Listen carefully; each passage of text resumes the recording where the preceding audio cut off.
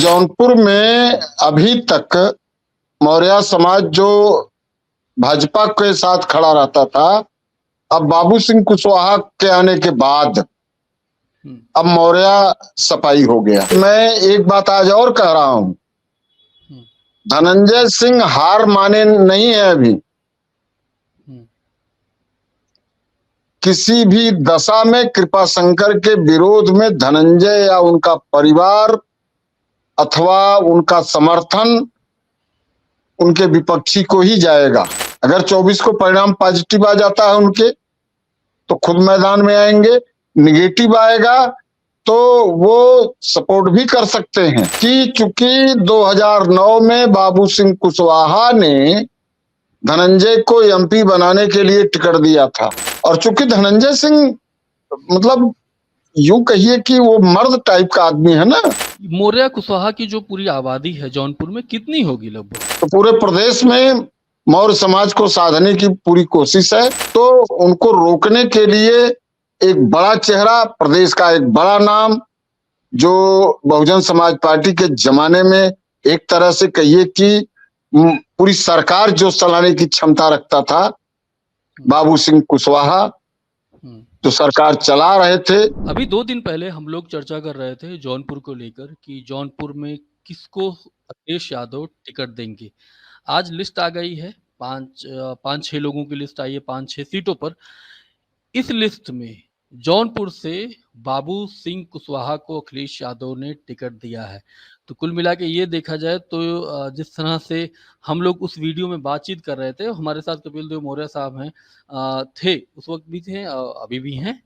तो यही चर्चा कर रहे थे आखिर अखिलेश यादव किस पर भरोसा कर सकते हैं। तो मौर्य सर हमको बता रहे थे किस तरह बाबू सिंह कुशवाहा के लोग लगातार वहां जुटे हुए हैं और पूरे क्षेत्र में अलग अलग हिस्सों में विधानसभाओं में जुटे हुए फीडबैक ले रहे हैं। और इधर आज अखिलेश यादव ने बाबू सिंह कुशवाहा को उम्मीदवार बना दिया है। सर आपकी क्या प्रतिक्रिया है? भाई शैलेंद्र जी, आपको बहुत बहुत बधाई। आप बहुत जल्दी इस पर लाइव करने लगे जी। अखिलेश यादव ने जनपद जौनपुर क्या पूर्वांचल में जौनपुर सहित फूलपुर दोनों जगह मौर्य समाज पर भरोसा कर लिया है। और जौनपुर में अभी तक मौर्य समाज जो भाजपा के साथ खड़ा रहता था, अब बाबू सिंह कुशवाहा के आने के बाद अब मौर्य सपाई हो गया, सपा में जाएगा। अब 100% मौर्य समाज का वोट समाजवादी पार्टी को मिलेगा। अब जौनपुर में भाजपा के श्रीमान कृपाशंकर जी के सामने बाबू सिंह कुशवाहा जैसा व्यक्ति, बड़ा कद्दावर नेता, उत्तर प्रदेश का बड़ा नाम आ गया है। तो अब इसका लड़ाई बहुत ही कांटे की होगी, और अब यादव, मुसलमान और मौर्य एकजुट होकर के एक साथ इस जातिवाद के लहर में चलेगा। अभी हम लोग देख रहे थे जिस तरह से जो बीजेपी उम्मीदवार हैं कृपाशंकर, वो अंदर ही अपने ही लोगों से जूझ रहे हैं। यहाँ तक कि बीजेपी का जो खुद का कैडर है, आधे ही लोग उनके साथ चल रहे हैं, वो भी जबरदस्ती। मुझे लग रहा है कि हाईकमान से आदेश होगा। एक तो उनकी अपनी चुनौती है, साथ में इस तरह लग रहा था कि बाबू सिंह कुशवाहा अगर आते हैं तो कुशवाहा समाज का वोट भी उनके साथ जुटेगा, माइनॉरिटी भी है। बसपा की तरफ से कुछ खबर आ रही है आपके पास? कहीं ऐसा ना हो बसपा यादव उम्मीदवार देते? नहीं, बसपा यादव नहीं देगी, क्योंकि यादव अपने नेतृत्व को इस बार छोड़ने के मूड में नहीं है। बसपा ब्राह्मण उतार सकती है, बसपा किसी और को ला सकती है, लेकिन बसपा मुसलमानों पर दांव खेल सकती है। लेकिन मुसलमान और यादव इस बार मुख्तार अंसारी का फैक्टर मुसलमानों को बहुत यूं कहिए तो मतलब द्रवित कर दिया है। मुसलमान हर हाल में भाजपा को जो हरा सकता है उसी के साथ जाएंगे। और अभी आप देखिए, मैं एक बात आज और कह रहा हूं, धनंजय सिंह हार माने नहीं है अभी। किसी भी दशा में कृपाशंकर के विरोध में धनंजय या उनका परिवार अथवा उनका समर्थन उनके विपक्षी को ही जाएगा। यह संकेत मिलने लगे हैं कल से। क्या हुआ है? कल हुआ क्या है? कल परसों से उनकी पत्नी संसदीय क्षेत्र में घूम रही थी और उन्होंने कहा कि अपने लोगों को कहा कि आप लोग तैयार रहिए, क्या करना है भैया का संदेश आएगा। अगर 24 को परिणाम पॉजिटिव आ जाता है उनके तो खुद मैदान में आएंगे, निगेटिव आएगा तो वो सपोर्ट भी कर सकते हैं। और बहुत ही चांस ये है कि चूंकि 2009 में बाबू सिंह कुशवाहा ने धनंजय को एमपी बनाने के लिए टिकट दिया था, समझिए। एक बड़ी बात समझिए, 2009 में उनकी बदौलत, बाबू सिंह कुशवाहा की बदौलत धनंजय सिंह टिकट पाए और जौनपुर से सांसद बनकर के लोकसभा में गए। अगर धनंजय सिंह चुनाव नहीं लड़ते हैं तो जाहिर सी बात है बाबू सिंह कुशवाहा का वह कर्ज उतारने के लिए उनके पाले में खड़ा हो सकते हैं, बड़ी संभावना है। और चूंकि धनंजय सिंह मतलब यूं कहिए कि वो मर्द टाइप का आदमी है ना, धनंजय सिंह किसी का कर्ज अपने ऊपर नहीं रखना चाहते, अवसर आने पर कर्ज की भरपाई जरूर करते हैं। तो उनका जो नेचर है निश्चय, और चूंकि कृपाशंकर की वजह से उनके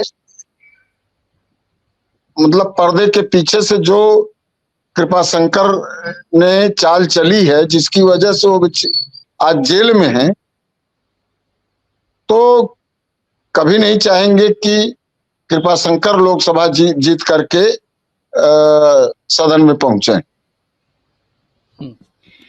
मौर्य कुशवाहा की जो पूरी आबादी है जौनपुर में कितनी होगी? लगभग 1,75,000 के ऊपर है मौर्य कुशवाहा। 1 लाख वोट की पोलिंग अगर होती है तो समाजवादी पार्टी 6 लाख के आसपास वोट पाना चाहिए।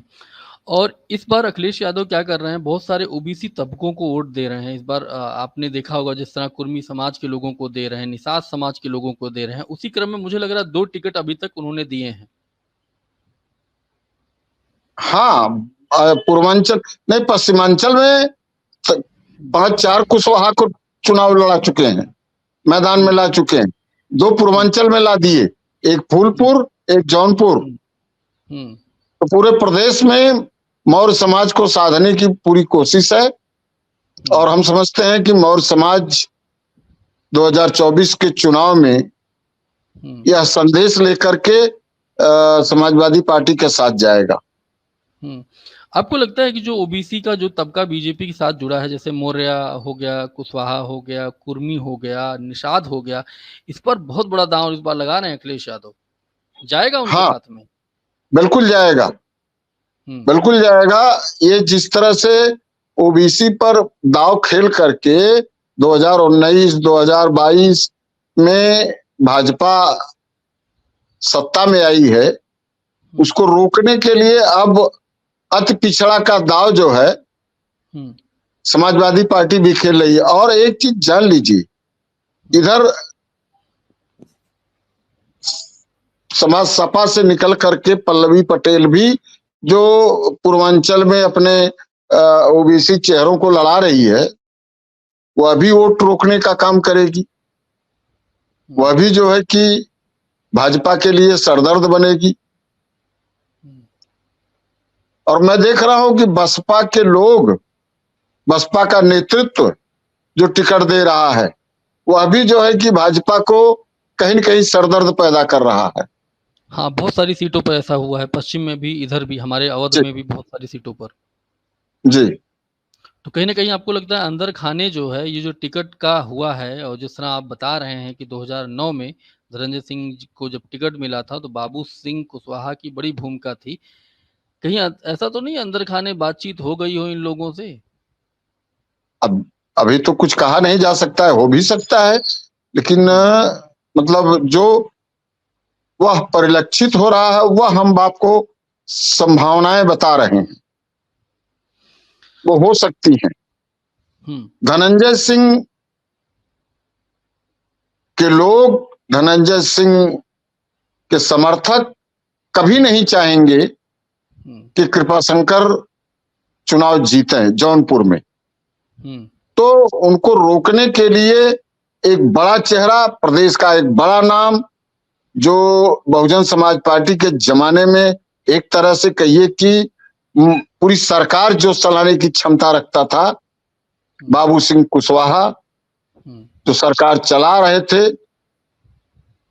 उनको जौनपुर ने दिया, जौनपुर में प्रत्याशी बनाया गया है।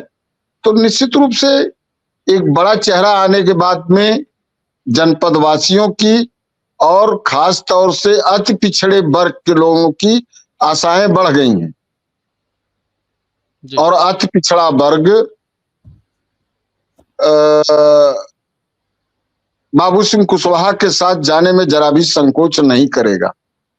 बाबू सिंह कुशवाहा बसपा की राजनीति के, इसलिए दलित समाज कह लीजिए, हरिजनों में भी उनकी एक बड़ी पकड़ है। और बहुत सारे पढ़े लिखे और ऐसे हरिजन नेता हैं और समाजसेवी हैं, मतदाता है, जो उनके संपर्क में आज भी हैं। उनके कौन जन विचार मंच क्या बनाए थे उन्होंने, उसमें शामिल रहे। जन अधिकार मंच, जन अधिकार मंच। तो अब तो वो समाजवादी पार्टी के प्रत्याशी के रूप में आए, समाजवादी पार्टी के बैनर तले आए, समाजवादी पार्टी की एक ताकत के साथ आए हैं। तो हर आदमी अपने नेतृत्व को बढ़ाना चाहेगा। तो मैं कह रहा हूं कि बसपा के बहुत सारे लोग उनके साथ जुड़ेंगे। देखिए, कहीं लड़ाई अब आमने सामने है। भाजपा के कृपाशंकर बनाम सपा के बाबू सिंह कुशवाहा। इस क्रम में एक मेरा आखिरी सवाल ये है कि स्वामी प्रसाद मौर्य का क्या होगा? वो तो कुशीनगर से दांव ठोक दिए हैं, वहां से चुनाव लड़ रहे हैं। स्वामी प्रसाद मौर्य की बात मौर्य आप सुनने को तैयार नहीं होगा। किसी भी मौर्य लीडर की बात जौनपुर का मौर्य सुनने को तैयार नहीं होगा। उसको पहली बार कोई मजबूत कैंडिडेट और बड़ा जननायक मिला है, तो वो चाहेगा कि हमारा आदमी, हमारे समाज का व्यक्ति हमारा नेतृत्व लोकसभा में करे।